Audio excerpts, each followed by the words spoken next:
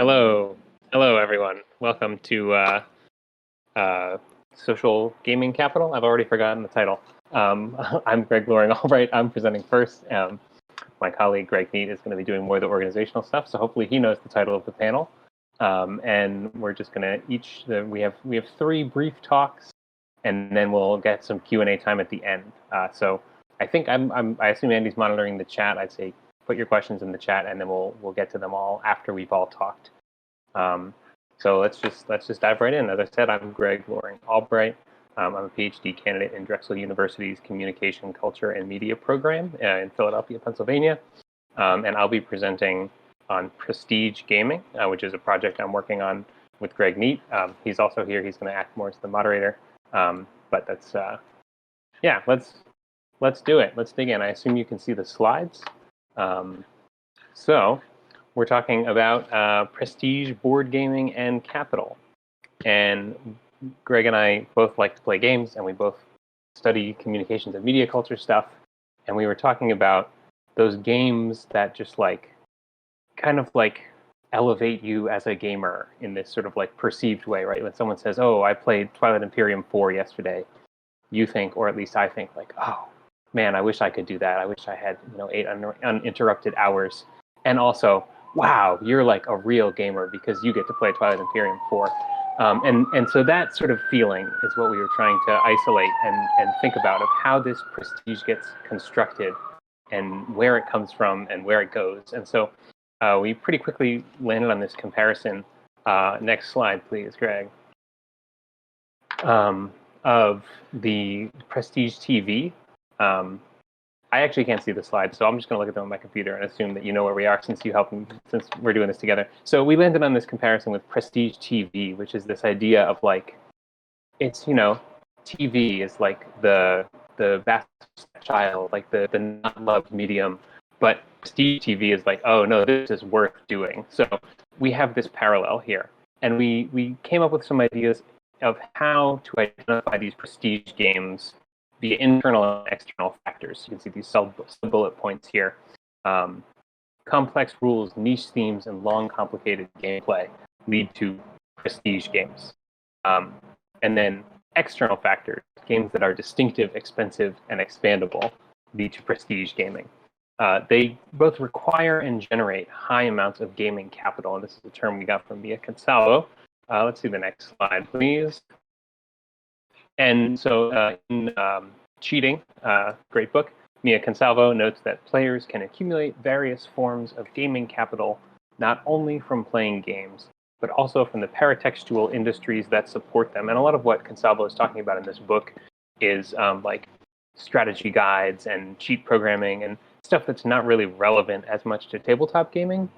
But we like this paratextual thing because it points to, it's not just Twilight Imperium that gives you prestige, that gives you gaming capital. It's all the sort of factors that surround the creation of Twilight Imperium and your ability to access that game and play it. So gaming capital must be considered beyond a social variant. The unspoken here, I guess we're getting to it with this third bullet point, is Bourdieu, the social theorist who, of course, gave us the notion of social capital. And it connects to materiality in this very Marxist analysis. Everything roots back to the material.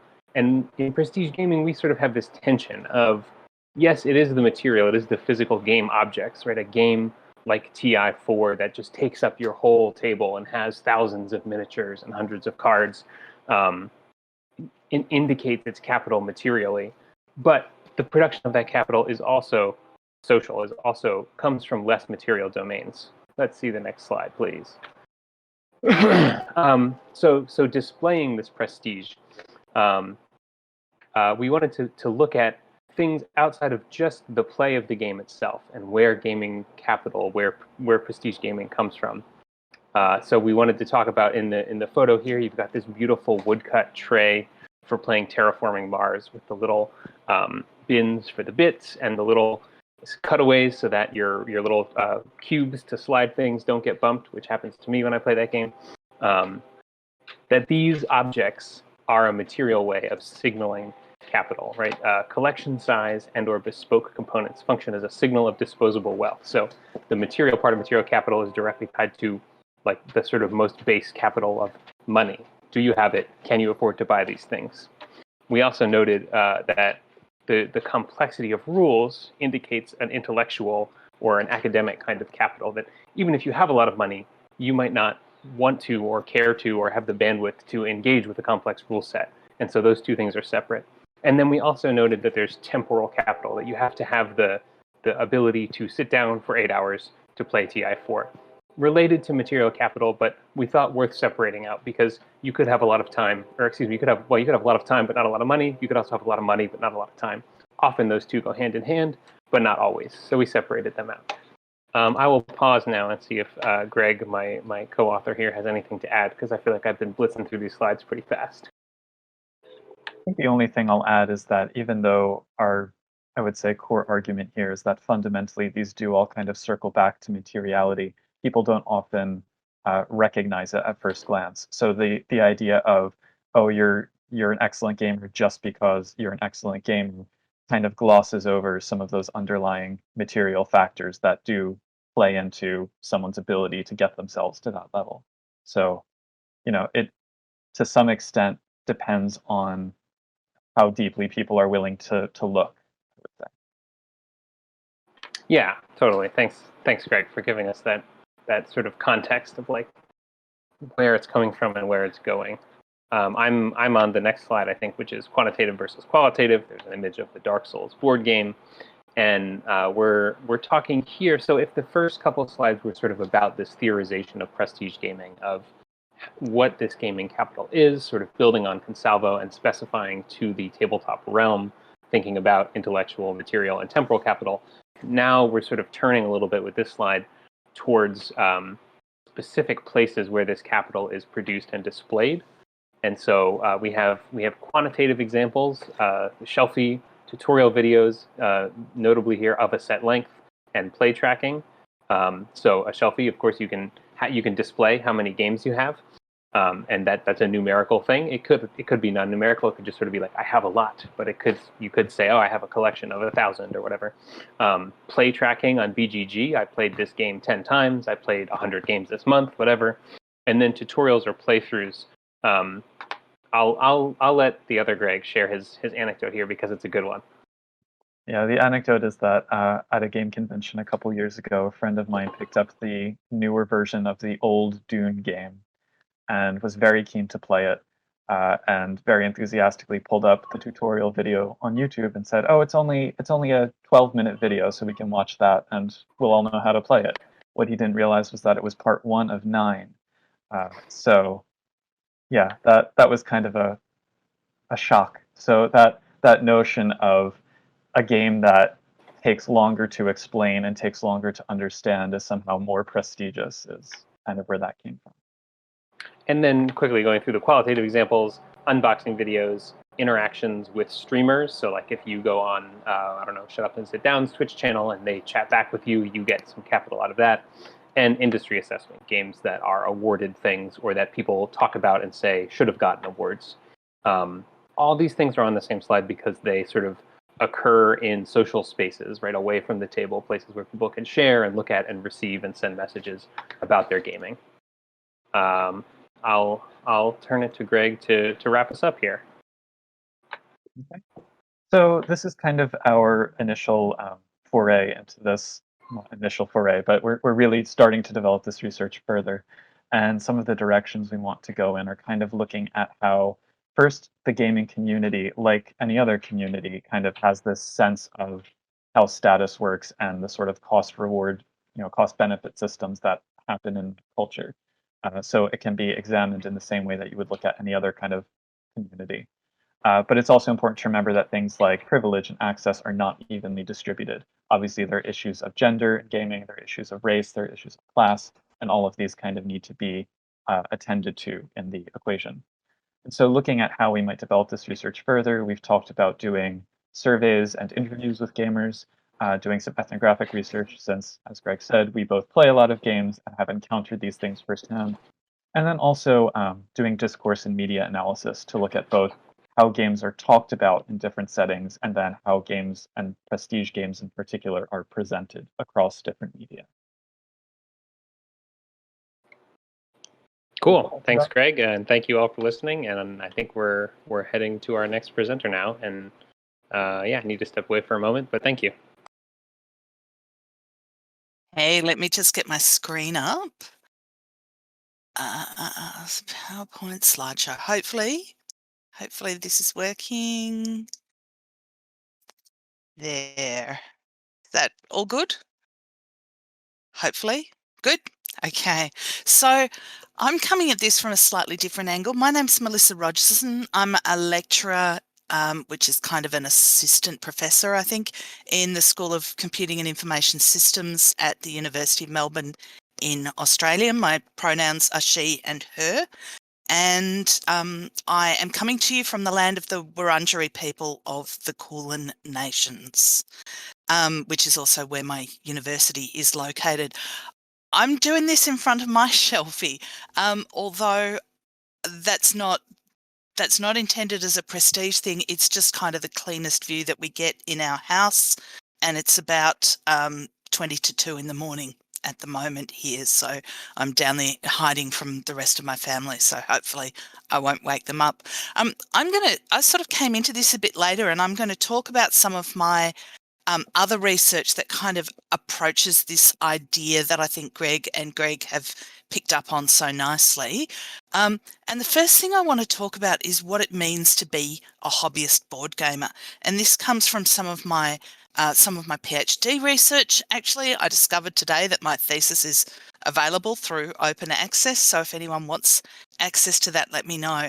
But one of the things that I found from a largely ethnographic study is that hobbyist board gamers' enjoyment is very different from that of casual board gamers. So when we look at the work that people like Niedt and co have done, they really talk about this kind of very social fun, very outgoing, very kind of laughing a lot and having a kind of raucous good time with other people.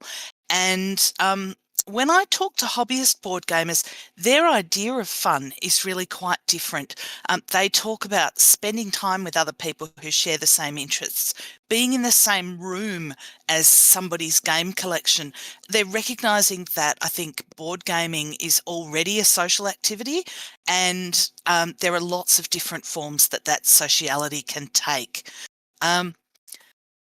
Another thing that we found about hobbyists is that they have really significant domain expertise, and I'm talking particularly about what we called serious leisure hobbyists, looking at Robert Stebbins' serious leisure model.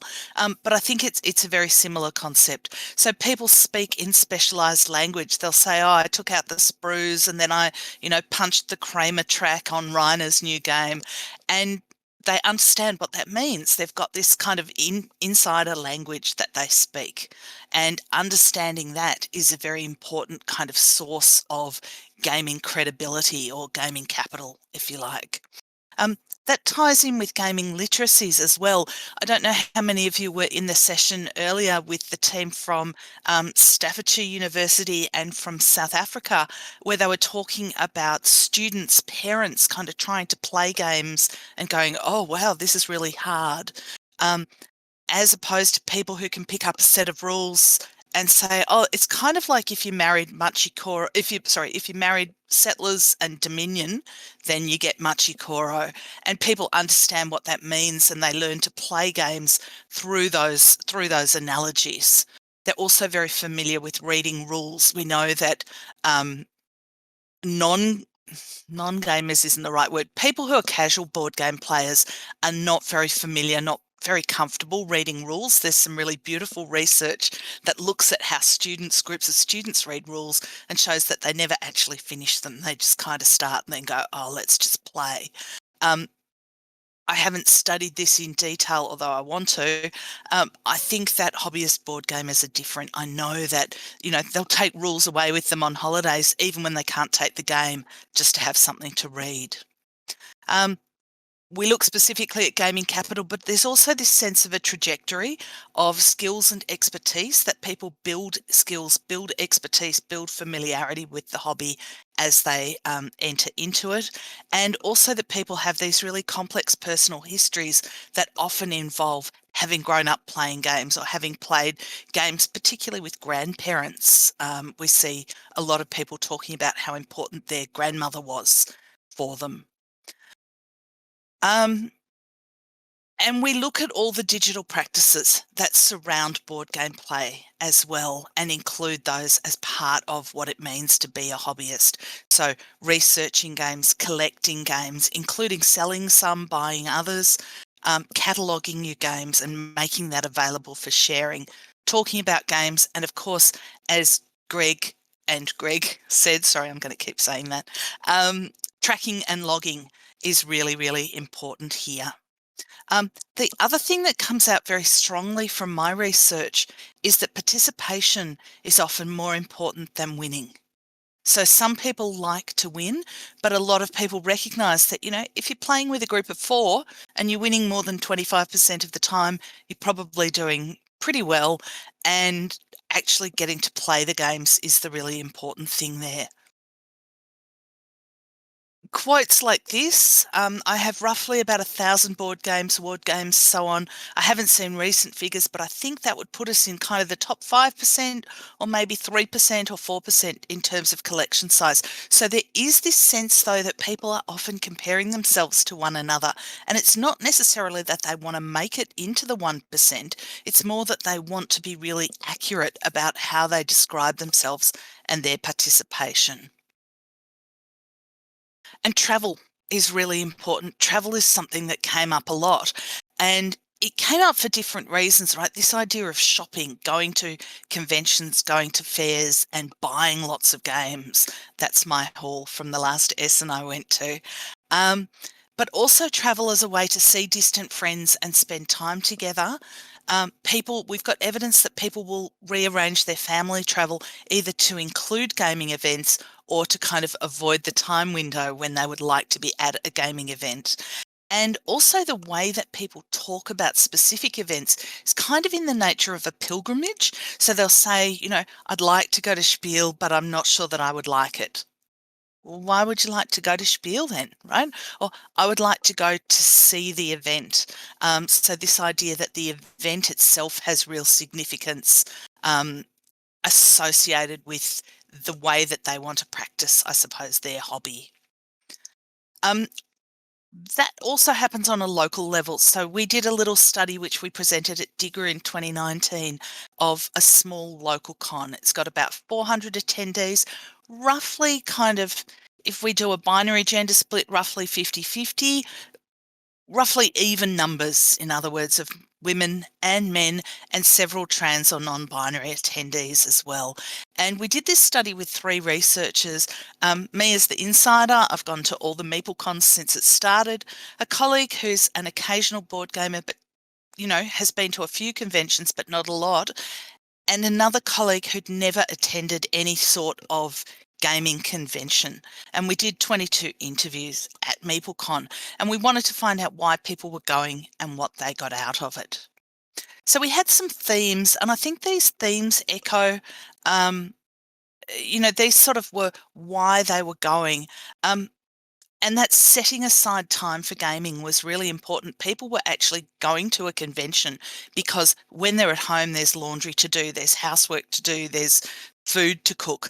But when you're at a convention, you leave all of those things behind. And we actually had people say, I actually prefer going to conventions in another state or in another city because then I stay overnight in a hotel and I don't have to think about my house stuff or taking my kids to sport or to birthday parties.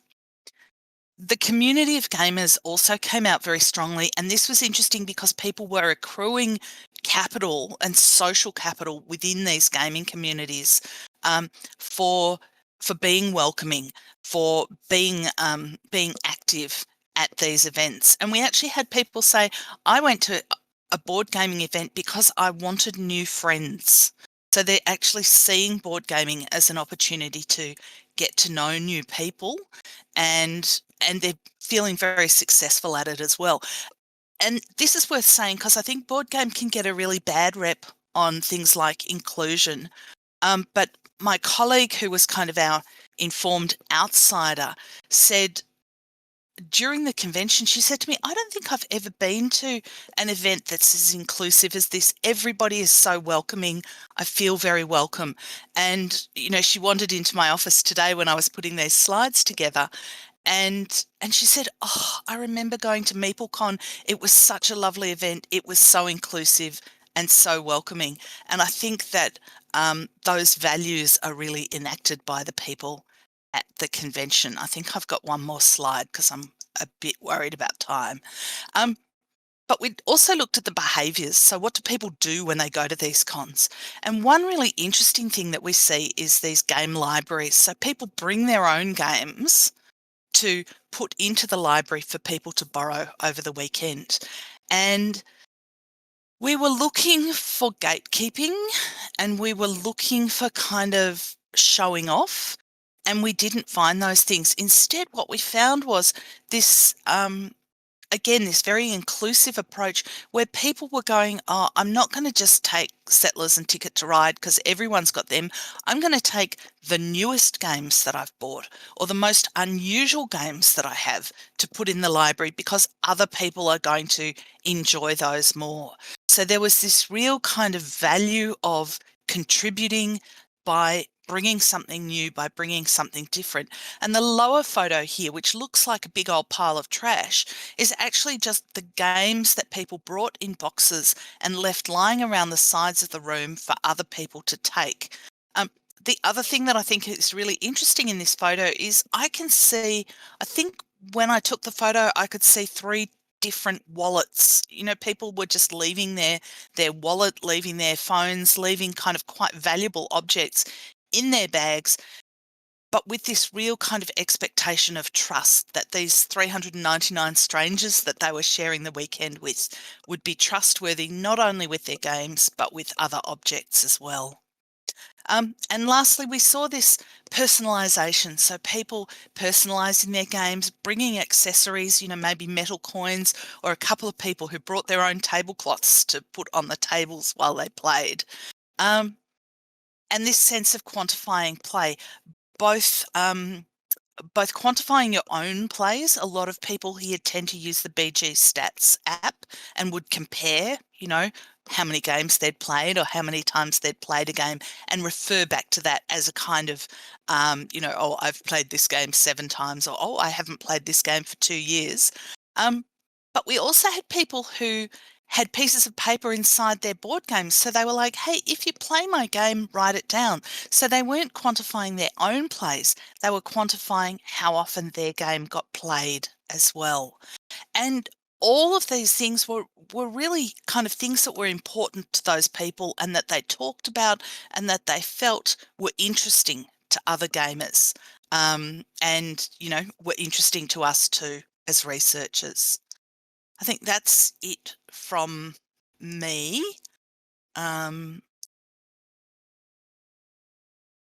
Yes. Okay. Yeah, Stephen. Yep, I think I'm next. All right, let me just go about sharing. Okay.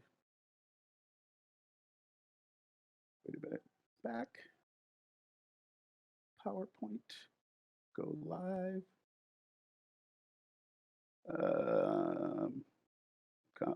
Come on, PowerPoint. Is it working?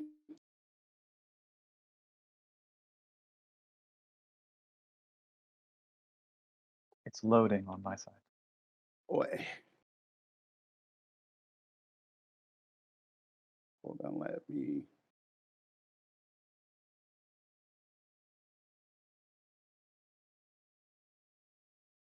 Okay, come on.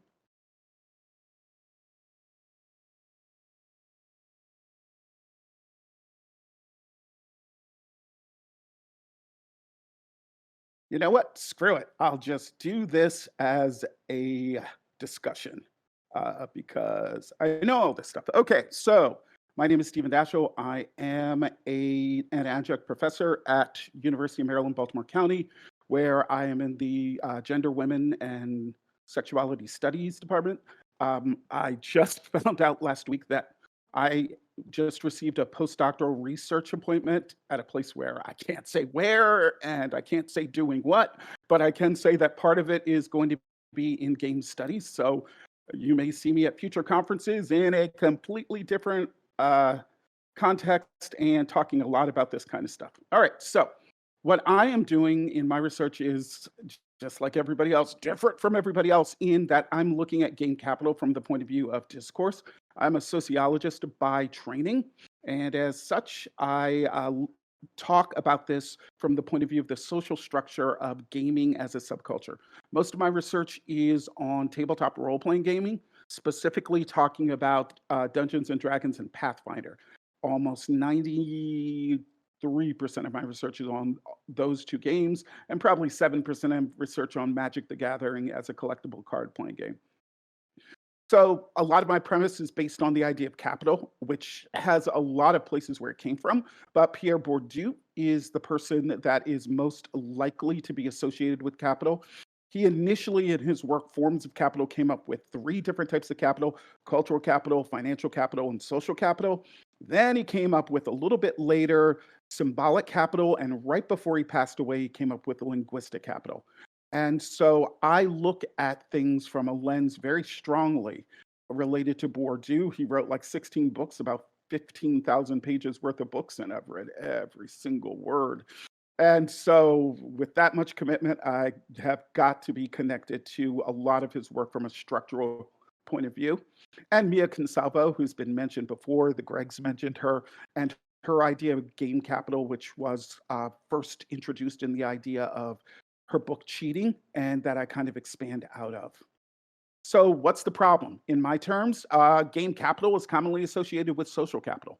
Most of the time when people are talking about game capital, and if they try to relate it to Bourdieu, they're relating to his idea of social capital. My problem with that is that that's the most murky one that Bourdieu actually created. Bourdieu, if you've read his work, can talk a lot about his life and kind of lose his point. And when he was explaining social capital, he kind of did that a lot.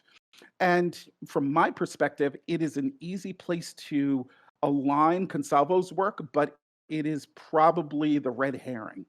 And there are other connotations of social capital that are loosely tied to Bourdieu. It's a term that comes up a lot in economics. It comes up a lot in communication. It comes up a lot in a lot of other fields. And it's used sort of Bourdieu, but it's also been kind of broken out into something that's a little bit different.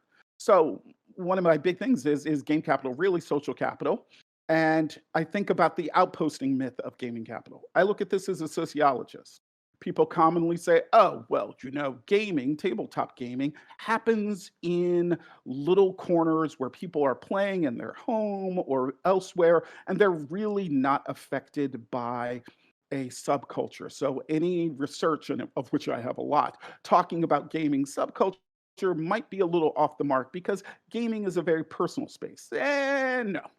Because we understand that's not how subcultures work. And the fact is that there is some dissemination that happens based on the creation of the game as ephemera.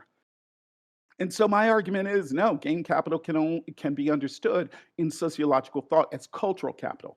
Bourdieu wrote a lot more about cultural capital, and he said there are 3 types, which I'm not going to talk very deeply about, but embodied, which is kind of like behaviors and social patterns, institutional, which is formal recognitions, and objectified, which is things. How this could look in tabletop role-playing game, embodied is the discursive style, the language that people use in gaming spaces. Institutional conference attendance and longevity. Some of you who are more seasoned RPG players who may have been a part of the RPG network that was run out of Geneva, Wisconsin, and highly tied to Gen Con. It had its own internal system of giving people levels and experience points. And it was kind of an institutional tie between people who had games that were spread out across the world, and objectified the ephemera and cultural items such as dice, books, and ephemera. And a lot of my research on game capital has to do with the nature of discursive aspects of game capital. I'm a sociologist. I study the sociology of language.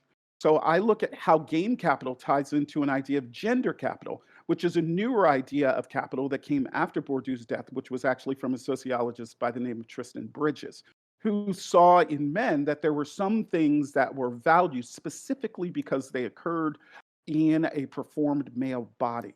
And I tie a lot of that into my idea of research in terms of gaming, because I present the idea that gaming and the gaming space is by nature what is referred to in sociology as a male preserve. It's a space that tends to privilege male behavior and certain actions and practices that we tend to associate with men. Some of this has to do with linguistic swagger, and the paper that I'm presenting at PCA next week actually talks about linguistic swagger on boards of Pathfinder and D&D, affordances and structural understandings. I think I only have one more thing to talk about. So my broad research questions, of which there are three: in what ways is the tabletop role-playing subculture a male preserve? How is the culture reproduced in the face of diversity and changing demographics? Part of the arguments that people commonly come up with is that, oh no, there are more seats being made at the table for individuals who are of different racial groups, different gender expressions, and different sexual orientations. So there's space being made at the table. I'm a structuralist. I'm saying that the problem was never the fact of people being at the table. The problem is the table.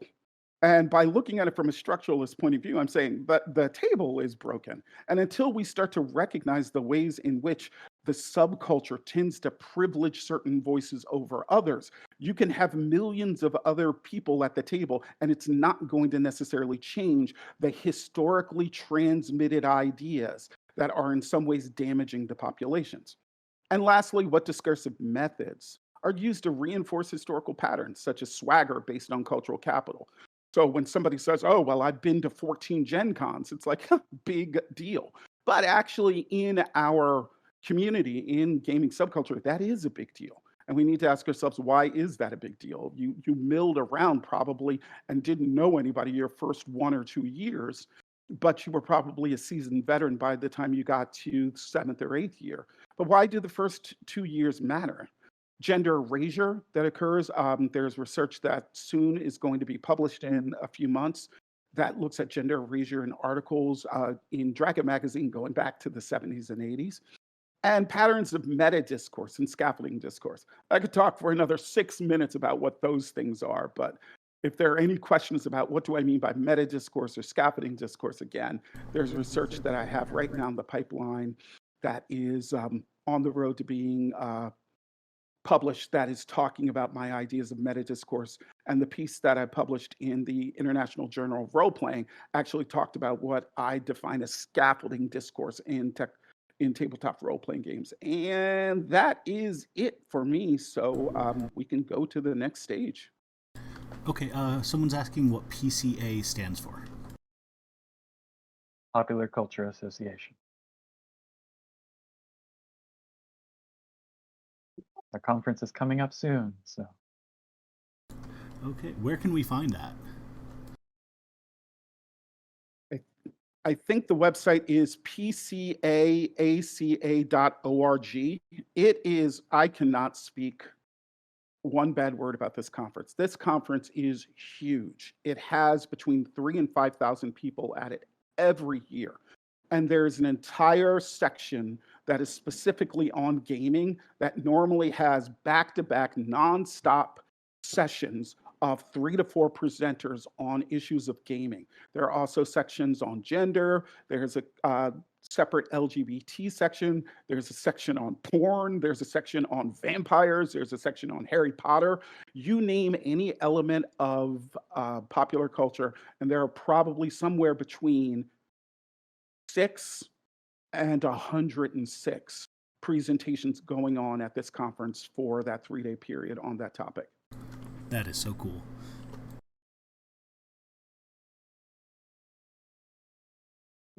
So we have a couple discussion questions that we were just going to kind of talk amongst ourselves for a bit, and then if people have other Q&A stuff, we can get to that. I think we're a bit shorter on time than we thought, so I'll just keep it to like 2 questions maybe. I also realized I didn't actually take the opportunity to introduce myself yet. So hi, I'm Greg Niedt. I am a lecturer at the Pennsylvania Academy of the Fine Arts in Philadelphia, and sometimes also at Drexel. I was actually, Stephen, I was very glad to hear about your research because my background is in sociolinguistics, so I have all my Bourdieu books to the side here as well. So I had questions about that, but I think maybe the more general one that kind of speaks to everybody's research more generally. So I was thinking a little bit about the issue of space, and I think Melissa's presentation really kind of flagged this in my mind. To what degree do each of you feel that different spaces, I guess, shape the discourse or affect people's behavior in terms of engaging with these issues of capital? Because obviously, if you're at a convention, it's going to be handled very differently than if you're at your local GameStop or if you're at your friend's house or wherever. So how does the actual spatial frame influence the cultural frame and the social frame, I guess is how I want to say that, in your opinion? I think that the concerns are the same, but perhaps the value that is placed on each of them is different. So connectedness is really important, but it's particularly important if you're attending a convention and you're, saying hello to a game designer and people go, oh, wow, that game designer or something. When we're thinking about those very performed kinds of prestige, I also have this half-formed sense, I think, that space and time are important.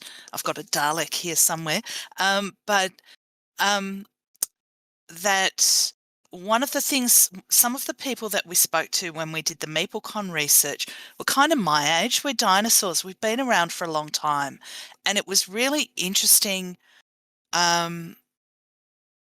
attending an event that is kind of a pretty evenly divided gender split, I suppose, and listening to people talking about how welcoming they found that event. That's what I'm used to, but I'm aware that's not the case in other parts of the world. So I know that's not the kind of space you're thinking about here, but I think that's really important to acknowledge that that our experience here is different from other people's experience. And also time, speaking with other kind of older women in gaming, where they were saying, and this was very much my experience as well, that we were welcomed into the hobby. That at a time when it was a very male dominated hobby, when we started playing, people were welcoming us. They were excited to have women coming into the hobby and joining as well. And I think looking at the way that time has affected the attitudes to participation and to behaviours and who we value. I think the Gregs talked about shut up and sit down and kind of being excited about seeing streamers, for example. And I remember being at a convention where there was a well-known streamer, and I was really excited because Francis Tresham was at that event, and he was like designing, absolutely foundational gamer.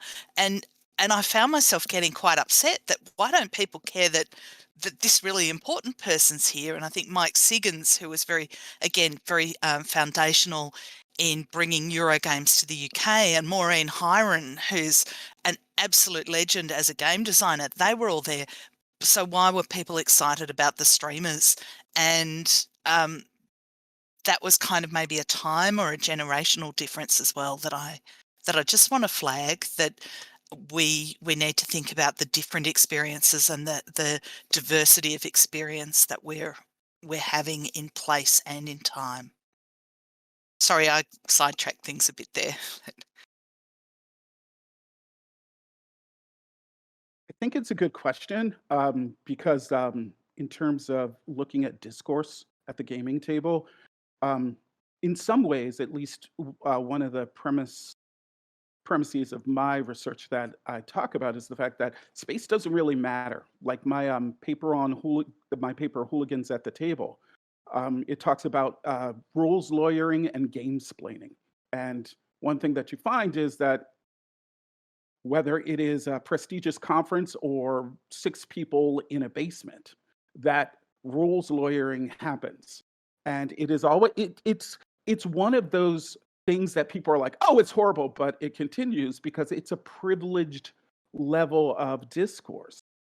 And what I look for are those constancies that are then representative of the subculture, where we can say that, yes, there are certain types of conversations and there's certain prestige that matters a lot more at a conference or matters a lot more if you're doing, you're playing a game with a bunch of people you don't know at uh, a comic book store rather than playing with your friends. But there's also some types of things that help you to gain some level of game cred that regardless of what space and what time individuals are sitting at, that you're going to have this. And I just want to say very briefly that the jury's still out on whether rules lawyering is bad or good, because I wrote a piece for Analog Game Studies saying, okay, clearly rules lawyering is bad. And I got so much mail from people. No, here's the benefit of rules lawyering. So it is recognized as something that is a level of prestige and a level of capital, because if you know enough to basically talk down the GM or the person who is running the game, that's actually beneficial. Yeah, I'll add on to those insightful comments. I was thinking when both of you were talking about digital space, and my PhD research is on analog games in their digital adaptations, and so thinking about things like Board Game Arena or Tabletop Simulator, and how a lot of the discourse around digitality, especially with social media, is around visibility and performance. Like when I'm engaging in the board game world on Twitter, that is to be seen. Like I'm visible. The space I'm in is I'm talking for other people. And I was sort of surprised when I started thinking about this question in the context of the things I'm thinking about for my research, where it's like when I play on Board Game Arena, I'm not being seen. Like that's as private as playing a game in my own house, with the exception of Board Game Arena might log, Greg played this game yesterday. I don't have much to say beyond that, but I thought it was weird that this sort of like, at least the way I've seen it, the sort of contemporary vision of digitality is like visibility, but there are spaces in the digital that are, not private from like a privacy activist EFF kind of thing, but private in terms of like the way I play a game with my friend on Board Game Arena is not a thing that will be seen, and whether I rules lawyer there or not will only be seen by me and that friend. I also wanted to say I've been listening to Neo Scum, which is an actual play Shadowrun podcast, and they have a sound effect they drop in whenever one of them starts rules lawyering, and it makes me laugh every time. So that's what I thought of when I heard you talking about rules lawyering, Stephen. Yeah, and with digitality, I mean, the fact that we're having this discussion remotely because of COVID and like all these other, maybe not because of COVID, but certainly the current situation that we're all living through. I know I've been spending, my social life has essentially been replaced by doing tabletop role-playing games on Discord. So how that affects things is something that I'm also thinking about a lot. But all of that being said, the other question that I had was just clearly, even though it's a much more complicated landscape than being able to just say, everything is like this or everything is like that, clearly there's still issues that need to be worked out and resolved. So if you had to distill, if you had a captive audience of gamers that you could directly say, here's what I see as a problem that needs to be addressed, how would you go about saying that? How would you tell them, here's what I think you need to fix as gamers with regards to these issues of capital and distinction and prestige? I would say stop teaching your kids adult games. That's the thing that I think is a huge, oh, my child is 6 years old and loves to play Settlers and I don't know, Shipyard and Space Alert. And I'm like, for God's sake, buy your damn kid a good game that the kid can enjoy and that the kid can play with their friends, and stop trying to show off through your children. So that's I'm my listening. big rant. I'm listening. And you know, because eventually they will either want to play games or they'll go, oh, I'm not. This is my younger daughter, right? Oh, I'm not really a gamer. I only like Ticket to Ride and Pandemic and Mystery Rummy. And meanwhile, her friends are going, what are those things? You know, but you know, if your kid's going to want to play games, they're going to want to play games. They're more likely to want to play games if you actually play age-appropriate games and stop trying to show off to other people and kind of, yeah, make them be your gaming buddy. That's my big number one rant. Sorry.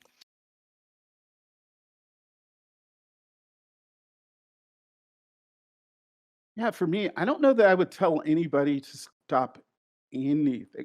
I think people tend to characterize me as a critical theorist because I'm talking about critical ideas and the introduction of issues of race, class, gender, and sexual orientation into gaming.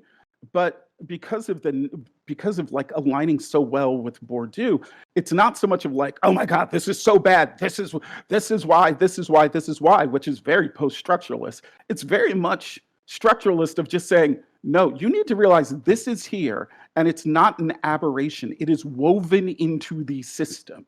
And that when we talk about certain behaviors, I just finished a paper and did a presentation on it that was talking about like discussion of blackface in presentation of drow for LARPing. And it wasn't to say, I mean, I think a lot of people were just like, oh, he's going to talk about how this conversation is so bad. It's like, no, I'm talking about the structural reasons why this conversation persists because of the fact that there is a level of privilege that's woven into the conversation that allows people to say this. And I just kind of broke it out and aligned it with masculinity theory. So I commonly, as a researcher, get critiqued about the so what. And my so what is these aren't things that you simply stamp out by bringing more people in. These are things that you start to examine as being interwoven in the system and wondering how you're going to modify the system. People don't modify historical systems. That's one of Bourdieu's biggest points, that the system persists because history says it works in some way, shape, or form. And so it is recognizing how to disentangle the fun and the joy that people get from these games, from the obvious misogyny and homophobia and transphobia that are kind of embedded in these systems simply because they were there when these systems were created. Gary Gygax was not a nice person. And a lot of his not so great opinions are woven into subtly and implicitly the rules of D&D, and simply taking them out does not stop the culture that has persisted for 47 years. Someone is asking if there's a transcript available of that presentation on Drow. Transcript? I can ask. I did it at the University of Tampere, but if somebody wants to email me, I will actually send you the PowerPoint, which actually hits, it's like all the greatest hits without 17 pages of what the hell is this academia. And then from there, I can tell you what's going to happen with the paper because hopefully it's going to be published very, very soon. But yeah, my email address is Stephen.Dashiell. So the name that's presented there at umbc.edu. That's the easiest way to reach me. And if you just say, can I get a copy of the PowerPoint? I'll send you the PowerPoint. And if you say, hey, that's interesting, can I actually see the paper you presented? Sure.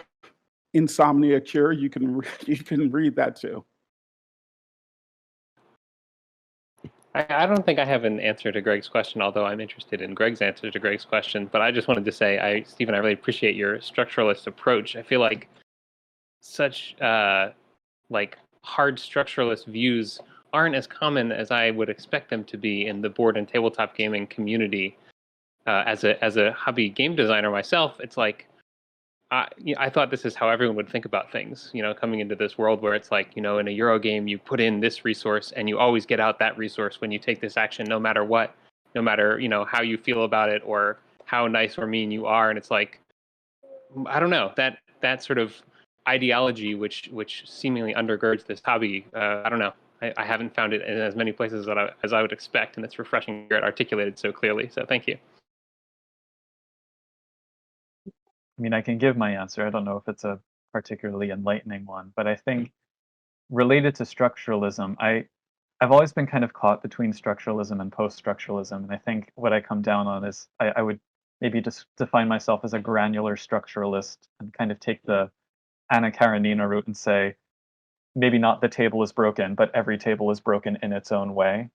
And so kind of trying to navigate between the broader issues and the individual issues.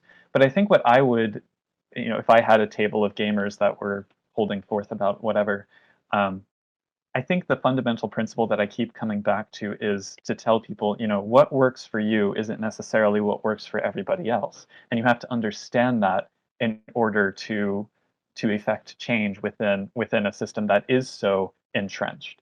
And it may not be that you change the entire system by shaping how you approach the games, but if it changes things for the better for your group, great, do that. And yeah, obviously, I want people to be conscious of things like racism and homophobia and sexism, but also to realize that just because they're doing it, or just because they're challenging those sort of problems that we have as a broader society, that doesn't necessarily undo it doesn't undo the history of it, and it doesn't undo the inertia of it in particular.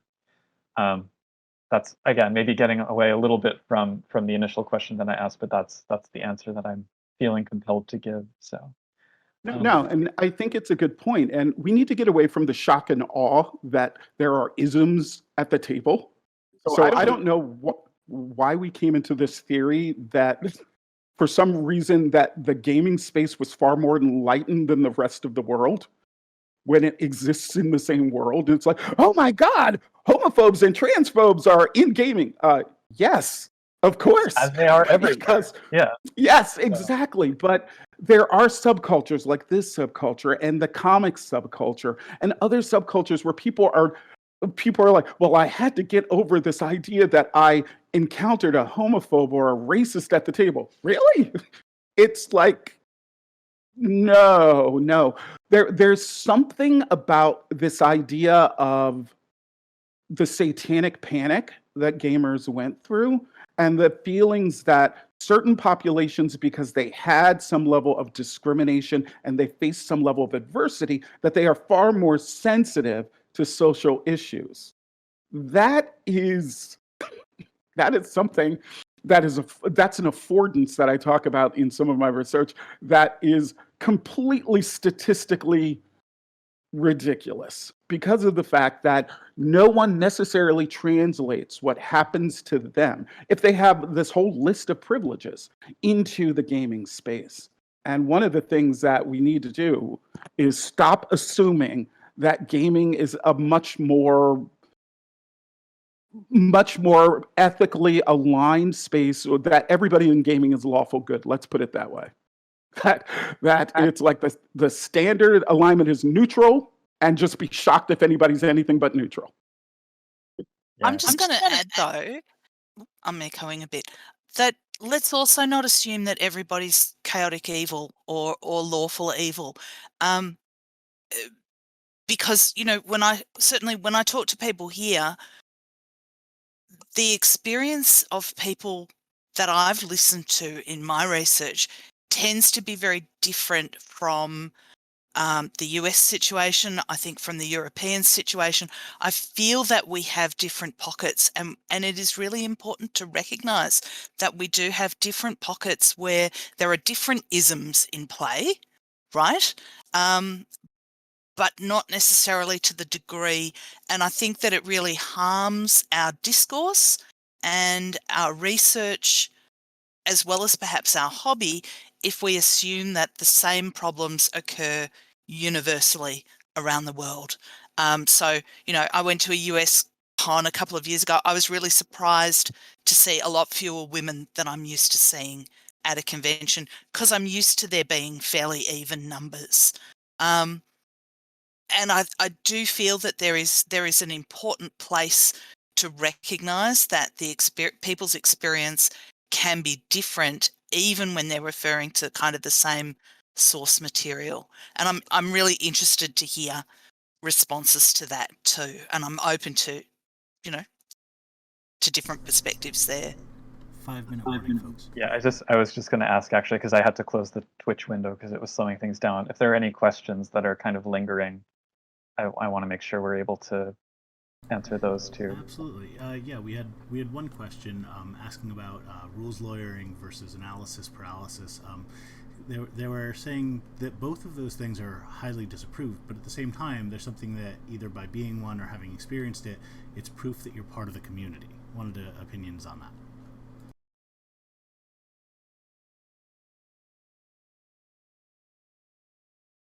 No, I think that's a really good point. That the fact that it's sort of like your gang cred in terms of gaming. That it's like if you've been on the tail end of rules lawyering, then that means that you've earned your place at the table. And I think that's I mean, it's sort of like there's always this talk in gaming conferences about a term I hate, which is con crud. But which means that you get this sickness or this bacterial illness that tends to bounce around the conference. But there's also this sense of like, oh, well, you really did a conference if you got con crud because you were around so many people. You didn't just like go to the sessions you wanted to and sit in your room. You actually were out there among people transmitting illness. Yes, wonderful. But I think this point that was made in the questions is actually a really good one. The fact that there is some level, and it's not something I've looked at, but it's an amazing comment to make. There is some level of value to actually having somebody rules lawyer you. And then yep, I'm here and I belong and people accept me because I'm being intellectually mocked in one way. The caveat that I want to make to that, though, is in particular, because I think I probably spend the most time in the tabletop role-playing space, and not entirely with D&D, but with much more free-form role-playing. And the rules lawyering there, I mean, I've had so many drag-out fights over the interpretation of the rules and the balance between the mechanics and the experience of the role-playing. And in the end, what I keep coming back to is kind of what I said earlier. You have to agree to disagree and say, if this is the style of interpreting the rules as written that makes the most sense for you and gives you the most enjoyable experience, that's fine. That's not how I want to play it or run it, but we're going to have to agree to disagree. And there's a certain flexibility for that in role playing that I don't think you necessarily get in something like Magic or Ticket to Ride or whatever else. So again, the style, the form of the game itself can kind of dictate to what degree rules lawyering can proceed and what shape it takes. I think that use also of digital tools as an arbitrator can be really interesting as well in the board game context of going, well, what does the app say, or what does the digital version of the game say, because they're so focused on implementing the rules exactly correctly and exactly as written. And I don't know, Greg, whether you found evidence of this, but we certainly had a couple of people talk about, realizing they'd got a rule wrong because they were playing a digital version that did it differently. Yeah, I'm still very early. I haven't started very much empirical research, so I haven't found that yet, but I'm definitely on the lookout for it, thinking about like computationality versus, playerness and these tensions. I'm trying not to answer too long because we're almost out of time, but that's definitely something I'm on the lookout for.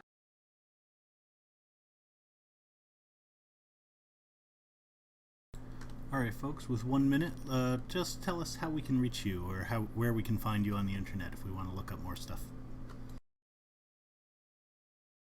I'm Greg Loring-Albright. You can email me, especially if you want me to observe your game group in person or online. I'm at gsagsa33@drexel.edu, and I'm actively recruiting for my dissertation survey. Thanks also for letting me interrupt with my little baby here. for the time being, I'm probably also more easily reachable at Drexel just because the email address is shorter. So it's gjn23@drexel.edu. I'm at Melissa in AU, short for Australia, not for gold, on Twitter, and I'm melissa.rogerson@unimelb.edu.au. But you should be able to find me if you Google me. And like I said, mine is just put a dot between my name at umbc.edu. That'll be the easiest way to find me.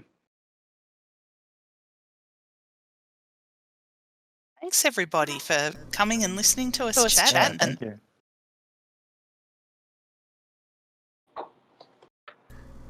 Thanks everyone. This has been great. Thank you.